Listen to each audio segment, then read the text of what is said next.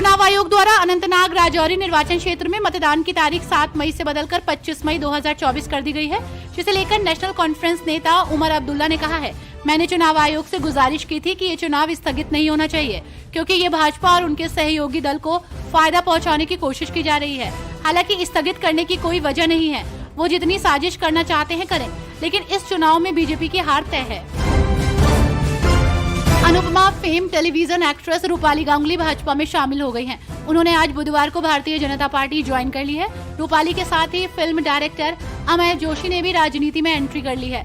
वहीं बीजेपी का दामन थामने के बाद अभिनेत्री रूपाली गांगुली ने कहा, जब मैं विकास के इस महायज्ञ को देखती हूँ तो मुझे लगता है कि क्यों ना मैं भी इसकी सहभागी बनूं। जम्मू कश्मीर को स्पेशल दर्जा देने वाले अनुच्छेद 370 को अस्थायी प्रावधान करार देने और स्पेशल दर्जा निरस्त करने के फैसले को बरकरार रखने वाले सुप्रीम कोर्ट के फैसले के खिलाफ दाखिल रिव्यू पिटीशन पर आज सुनवाई होगी।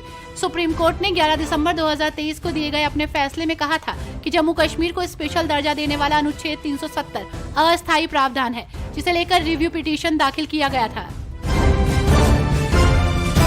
मध्य प्रदेश की 29 लोकसभा सीटों में से 12 सीटों पर मतदान हो चुका है, जबकि अब 17 सीटों पर मतदान होना अभी बाकी है। वहीं बीजेपी आलाकमान एमपी की सभी 29 लोकसभा सीटों को महत्वपूर्ण मानकर चल रहा है। यही कारण है कि बीजेपी के राष्ट्रीय नेताओं समेत स्थानीय नेता एड़ी चोटी का जोर लगाने में जुटे हुए हैं। प्रधानमंत्री नरेंद्र मोदी आज बुधवार को गुजरात दौरे पर है। पहले दिन वो बनासकांठा पहुंचेंगे, जहां अपनी चुनावी जनसभा को संबोधित करेंगे, जिसके बाद पीएम मोदी साबरकांठा में अपने चुनाव कार्यक्रम के लिए रवाना होंगे। बताया जा रहा है कि बीजेपी ने बनासकांठा लोकसभा सीट से रेखाबेन चौधरी को अपना प्रत्याशी बनाया है, तो वहीं साबरकांठा से तुषार चौधरी को चुनाव मैदान में उतारा है। लोकसभा चुनाव के पहले 2 चरणों के लिए मतदान हो चुका है। तीसरे चरण का मतदान 7 मई को होना है। इस बार लोकसभा चुनाव 60 चरणों में कराए जा रहे हैं। अंतिम चरण के लिए 1 जून को वोटिंग है। इसके बाद चुनाव के नतीजे 4 जून को घोषित किए जाएंगे। इस बीच कांग्रेस, माकपा और तृणमूल कांग्रेस ने निर्वाचन आयोग द्वारा लोकसभा चुनाव के पहले और दूसरे चरण के मतदान के अंतिम आंकड़े जारी करने में हुई देरी को लेकर एक बड़ा सवाल उठाया है। रक्षा मंत्री राजनाथ सिंह ने दिल्ली में उत्तर पूर्वी दिल्ली से भाजपा के लोकसभा उम्मीदवार मनोज तिवारी के समर्थन में रोड शो किया।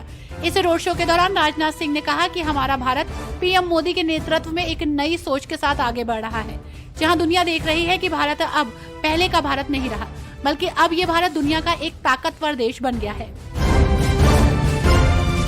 राष्ट्रपति द्रौपदी मुर्मू आज श्री राम जन्मभूमि अयोध्या दौरे पर हैं, जिसे लेकर शिवसेना यूबीटी नेता संजय राउत ने भाजपा पर जमकर निशाना साधा। उन्होंने कहा कि चुनाव है, इसलिए राष्ट्रपति द्रौपदी मुर्मू को अयोध्या भेजा गया है, जबकि जब प्रभु श्री राम जी की प्राण प्रतिष्ठा हो रही थी तब उन्हें वहां पर नहीं बुलाया गया था। 4 बार के सांसद और एआईएमआईएम के अध्यक्ष असदुद्दीन ओवैसी हैदराबाद लोकसभा का चुनाव कभी लड़े नहीं, लेकिन जीत हासिल की है। वजह साफ है कि कोई पार्टी आज तक उनके सामने दमदार उम्मीदवार नहीं उतार पाई कि उन्हें चुनाव लड़ना पड़े। हालांकि इस बार का चुनावी मामला कुछ अलग ही है। जी हां, उनका सीधा मुकाबला भाजपा की डॉक्टर माधवी लता से है, जो राजनीति में नई होने के नाते वाक्पटुता में बेहद निपुण है। इसके चलते 5वीं बार जीतने के लिए ओवैसी को डटकर चुनाव लड़ना पड़ रहा है।